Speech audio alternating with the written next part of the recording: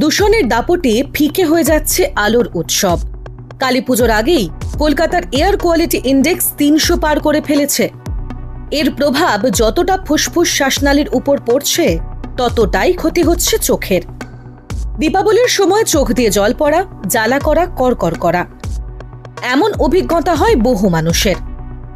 এর থেকে বাঁচার কি কোনো উপায় নেই? এই মরশুমে চশমা ব্যবহার করা দরকার। বাজির ধোঁয়ায় চোখে অস্বস্তি হলে চোখ খুলে চোখে ঠান্ডা জলের ঝাপটা দিন। আই ড্রপ দিতে পারেন, কিন্তু চিকিৎসকের পরামর্শ নিয়ে। এছাড়া ডিস্টেন্স বজায় রেখে বাজি পোড়াতে হবে। বাজি পোড়াতে গিয়ে বিস্ফোরণ ঘটলে যত দ্রুত সম্ভব রোগীকে হাসপাতালে নিয়ে যেতে হবে।